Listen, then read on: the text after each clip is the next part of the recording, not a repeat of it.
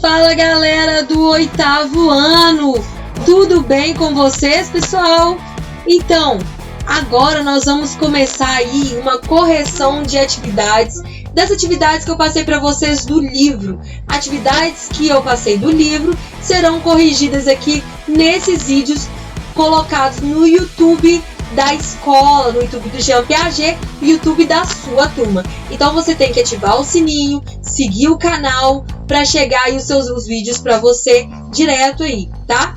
Olha só, então a gente vai começar a fazer uma série de correção de atividades, só que durante a correção dessas atividades a gente também vai estar fazendo uma revisão da matéria. Então estarei relembrando com vocês a matéria e aí vocês podem fazer anotações, anotar uns pontos importantes. Então é muito importante que você seja um estudante ativo, um estudante que pega o seu caderno, pega a caneta, pega o lápis, faz a anotação durante a aula, não fica assistindo como se estivesse vendo TV, não assiste deitado nem jogado esparramado no sofá, mas senta, coloca uma mesinha na sua frente, anota e vai parando o vídeo. Se você não entender, você volta. Então você tem uma oportunidade de aprender a estudar sozinho, aprender a estudar em casa, então aproveita ela. É uma oportunidade que está sendo meio que colocada para você, obrigatório nesse caso, né? Agora você não tem muita escolha, mas logo você vai voltar para a escola e vai voltar a estudar com o professor dentro da sala, com os alunos e tudo mais. Mas neste período, você aproveita para aprender a estudar sozinho. Se você não tem esse costume de estudar em casa, e hoje em dia existe uma série de videoaulas aí na internet, quando você vê a aula na escola, você chega em casa e assiste o vídeo dela, aprende a estudar em casa, aprende a estudar sozinho. Isso vai ser muito bom para você. Tenho certeza que vocês vão aprender muito. Então, pega, se arruma como se estivesse indo para a aula, toma um banhozinho, acorda, para você aproveitar melhor o estudo, para você aproveitar melhor esse tempo e para você aprender muito mais, né, principalmente. Então, vamos lá, vem comigo para a correção de atividades. Então, pessoal, vamos dar início aqui a mais uma correção. Essa correção, como eu falei com vocês, é da atividade do livro. A atividade que eu passei para vocês no início aí, quando teve o primeiro dia de quarentena, que eu passei algumas atividades aí do livro para vocês fazerem. Eu farei outro vídeo de correção, que é do Google Formulário também. E aí, mesmo que você ache que você acertou tudo, que você tenha certeza que você acertou tudo, não deixe de ver esse vídeo não, que a gente vai estar relembrando um pouco da matéria, fazendo um resuminho aí para vocês. Então vamos lá, pessoal. Seguinte, pega comigo a página 54, como eu falei com vocês, seja um estudante ativo aí no seu processo de ensino-aprendizagem. Pega a página 54 e vamos dar início à correção. Eu apresento para vocês aí um personagem que vai ajudar a gente aí nessa correção, que é o Zé Esqueleto. O Zé Esqueleto é um personagem da nossa aula online, de hoje. E aí, ele vai explicar pra gente como ocorre o processo de crescimento do osso. Como ocorre, Zé Esqueleto, o processo de crescimento do osso? Então, o processo de crescimento do osso ele ocorre a partir da substituição das cartilagens por estruturas ósseas até que reste apenas uma pequena parte de cartilagem na junção entre os ossos. Vocês lembram que eu mostrei para vocês ainda na sala, tem no livro inclusive, um raio-x de um bebê. E esse raio-x mostra que tem muito mais áreas na mão de um bebê e da mão de um adulto. E no raio-x mostra que na mão de um bebê se tem muita área de cartilagem ainda. Então tem muito mais áreas de cartilagem, por exemplo, do que da mão de um adulto. E aí o crescimento do osso, ele se dá substituindo essa área de cartilagem por ossos, até que reste uma pequena parte ali que vai unir esses ossos aqui nas articulações, por exemplo, que vai ter as cartilagens, tá? Mas aí, tudo que era cartilagem vai virando osso aí e ocorre o crescimento do osso. A 18 está falando assim, descreva os principais componentes das articulações. Quais os principais componentes das articulações, então? São duas estruturas ósseas, o Zé Esqueleto falou pra gente aí, ó, que se encaixam e cartilagem entre esses ossos. o que ajuda a evitar seu desgaste e melhorar o encaixe entre eles. Então você tem uma estrutura óssea e outra estrutura óssea. Aqui não teve um encaixe, essas estruturas se encaixam e no meio você tem cartilagem. Essa cartilagem ajuda a evitar cartilagem. Nossa, professora, você é muito ruim de desenho na lousa. Essa cartilagem, ela ajuda a melhorar o encaixe e evitar, aqui no meio, a cartilagem.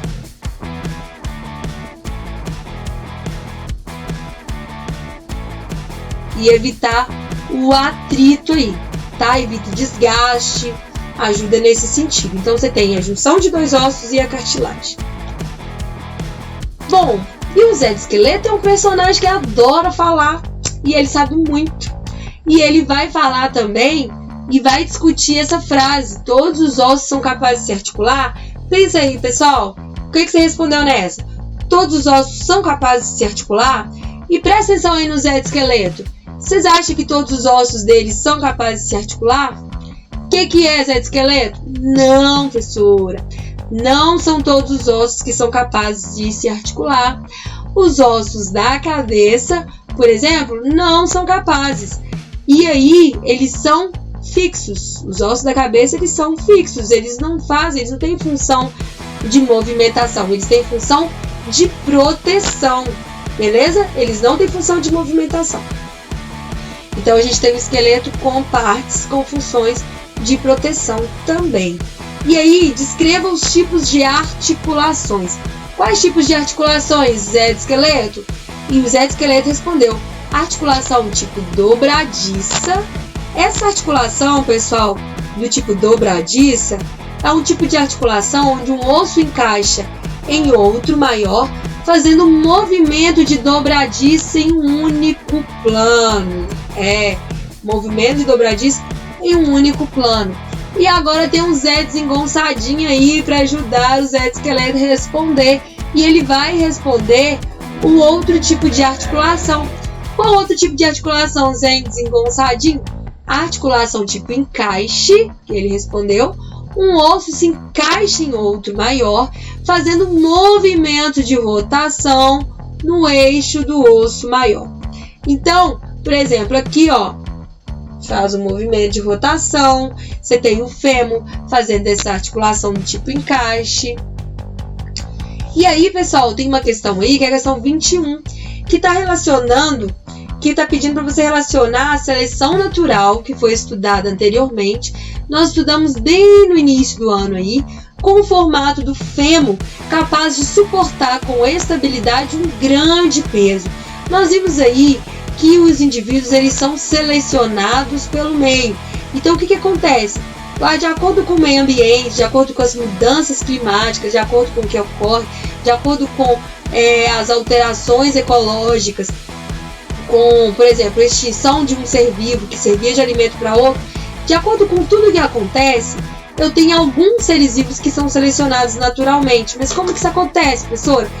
Todos os seres vivos eles sofrem mutações ao longo do tempo. Mutações nada mais são do que mudanças que acontecem e acontecem aleatoriamente. Essas mudanças acontecem de forma aleatória, porém o ambiente ele muda constantemente. E aí o que acontece? Pode ser que as mudanças que aconteceram de forma aleatória sejam favoráveis a você ou a algum outro ser vivo aí em certo período. É o que aconteceu com o formato do fêmur.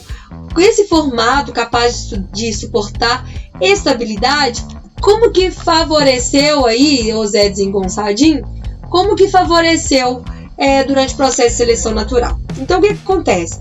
Nos hominídeos, né, a gente tinha os hominídeos aí, os indivíduos eles possuíam um fêmur com características capazes de suportar o peso do corpo com estabilidade.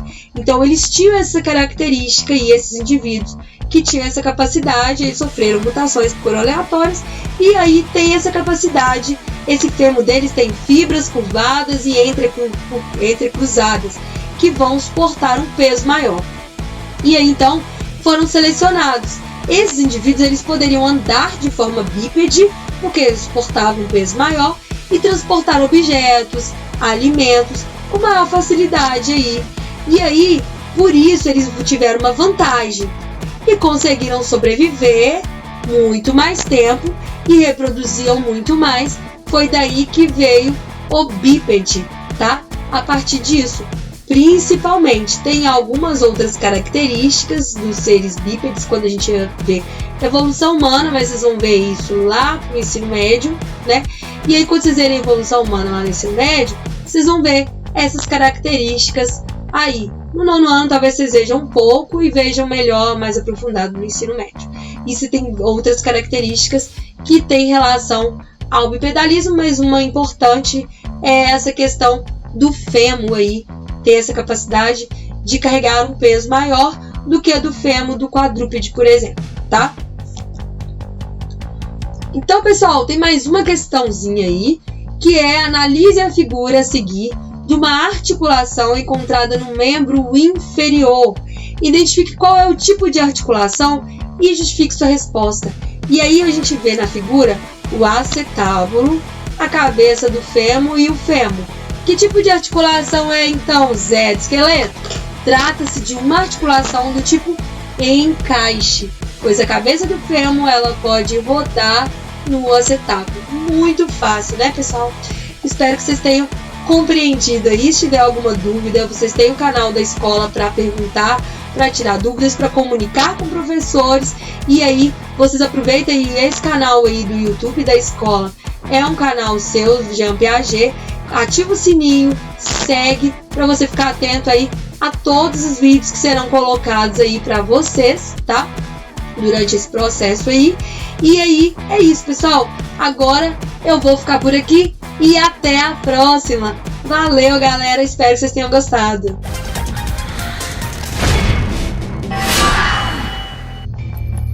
Os ossos vistos aqui em vermelho começam a se formar no feto humano apenas 9 semanas após a concepção. Eles crescem em torno de uma moldura macia de cartilagem que mais tarde se dissolve.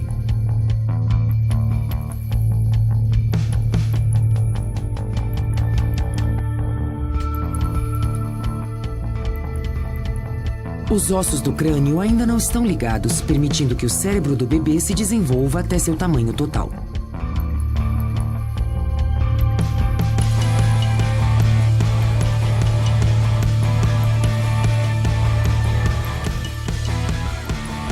O esqueleto humano é formado por 206 ossos, menos nos casos das raras pessoas que têm um par de costelas a mais ou 12 dedos nas mãos ou nos pés.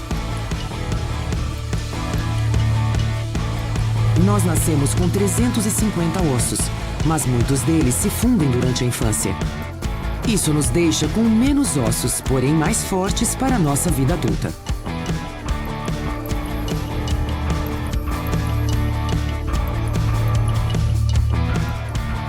Existem ossos de todas as formas e tamanhos, de 60 centímetros de comprimento até menos de 1 centímetro.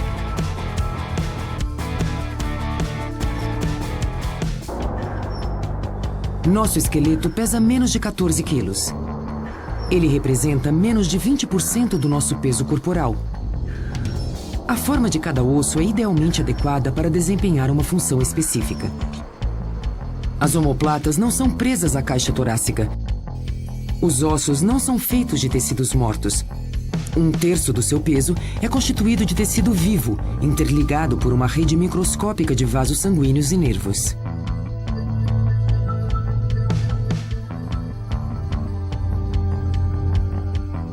O núcleo de alguns ossos está preenchido pela medula, que fabrica células sanguíneas. Esta microscópica arquitetura está presente dentro de muitos de nossos ossos. Sua estrutura aberta combina resistência e leveza.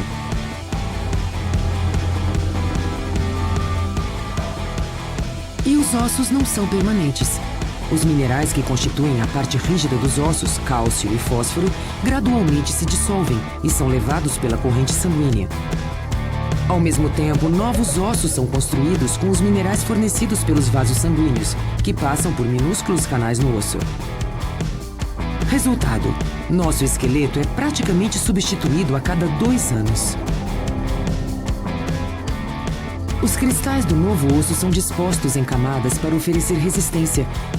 De todas as articulações do corpo humano, a do joelho é a mais complexa.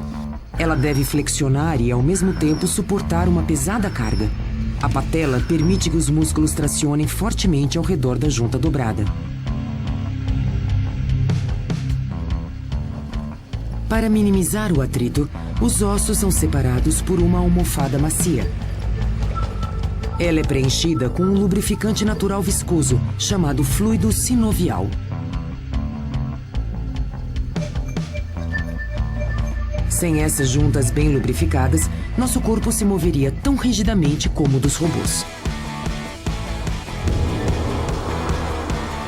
Articulações e ossos trabalham em conjunto para ampliar o movimento de nossos músculos.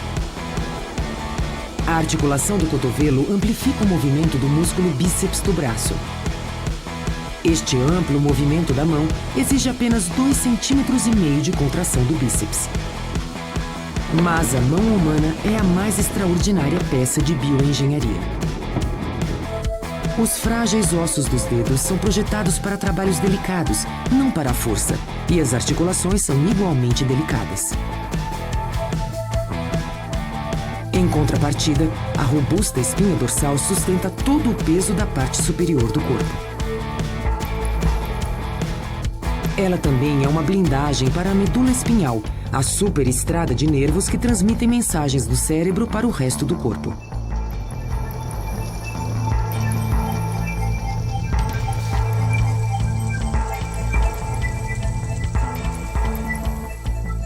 Trinta e um pares de nervos ramificam-se a partir da medula espinhal e terminam num feixe de nervos separados chamado caldequina na base da espinha dorsal. A parte final da espinha dorsal, o cóccix, não contém nervos. É o remanescente evolucionário de uma cauda. Isto não são as costas de um dinossauro, são as suas. Estas protuberâncias espinhosas ancoram os músculos que mantêm unida a espinha dorsal humana. Esses 24 ossos, as vértebras, são separados por discos amortecedores. O peso de nosso corpo comprime os discos quando estamos de pé, de modo que perdemos uma fração de centímetro de altura durante o dia, mas a recuperamos durante o sono. Nossa ossatura é sustentada pelas pernas. Elas contêm os ossos mais fortes do corpo, capazes de suportar até 1 tonelada de peso. Os ossos dos pés são reproduções exatas dos ossos das mãos, mas adequados a diferentes finalidades. Dedos curtos oferecem um efeito de mola, e ossos arqueados espalham o peso do corpo, que é recebido pelo osso compacto do calcanhar. Enquanto que outros tipos de máquinas se desgastam gradualmente, todos temos o mesmo número de células musculares. Este número é definido antes de nascermos. Os músculos são compostos em grande parte por proteínas. Gerar 18 kg de força por centímetro quadrado. Se todos os músculos do corpo humano pudessem se contrair ao mesmo tempo, poderiam erguer um peso de 25 toneladas. Além dos músculos que podemos controlar conscientemente, o corpo possui outros 2 tipos. O músculo do coração é uma classe à parte. Tem estrutura similar à dos músculos voluntários, mas não responde a comandos conscientes. Músculos lisos revestem os intestinos e os vasos sanguíneos. Eles também estão fora de nosso controle consciente. O trabalho de todos esses músculos é controlado pelo sistema nervoso, que envia sinais elétricos pela medula espinhal e através de nervos individuais até os músculos. Um músculo é composto por milhares ou mesmo milhões de minúsculas células musculares. Cada célula é tão fina quanto um fio de cabelo e tem até 5 centímetros de comprimento. O nervo envia um impulso elétrico à superfície da célula. O impulso faz com que minúsculas fibras no interior da célula se contraiam ritmadamente.